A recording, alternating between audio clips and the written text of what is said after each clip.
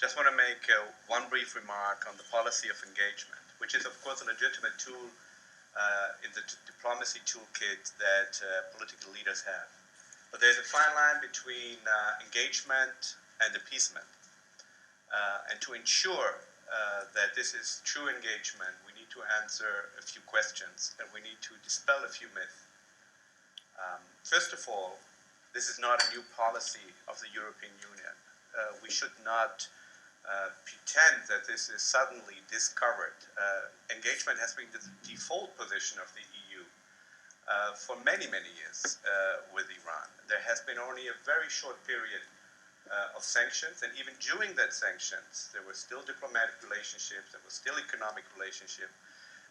So let's not, first of all, pretend that we are here embarking on something really, truly novel. It has been tried in the past, and we have heard how it utterly and bitterly failed under previous so-called moderate presidents such as Khatami.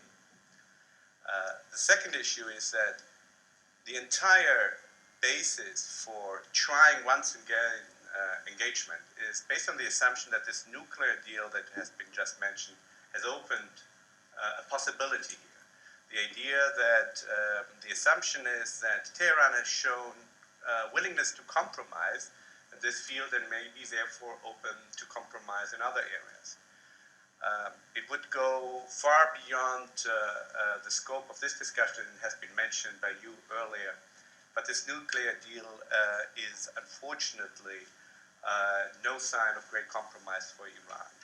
Unfortunately, it falls way short of what Western negotiators started to embark on. So it does not dismantle the nuclear infrastructure of Iran as it was supposed to do.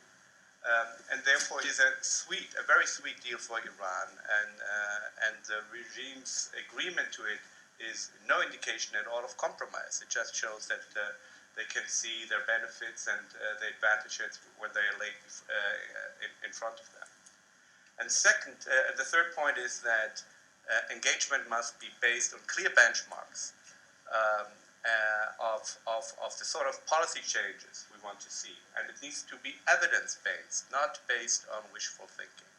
And as has been said here before, the human rights record, the internal oppression, has only intensified under President Rouhani.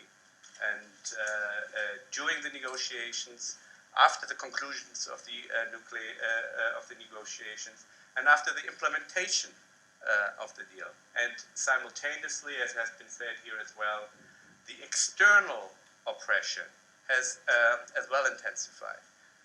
We are witnessing right now something in the sad history of mankind, something still utterly remarkable. The devastation, the siege, the medieval-like siege of an entire city in Syria, starved to death. Thanks to the carpet bombing of Russia. But let's not forget, who are the foot soldiers who are keeping the supplies from entering the cities? These are not just the Syrians, but the Iranian Revolutionary Guards and Hezbollah, which is a wholly owned entity of the Islamic regime. These are the conditions under which Mr. Zarif will be welcomed here tonight at a distinguished think tank and will be welcomed here tomorrow in the Foreign Affairs Committee. I can only hope that members of this parliament will rise to the challenge and ask the very, very difficult questions and make it clear that Mr. Zarif, under these policies, is not welcome. Thank you very much.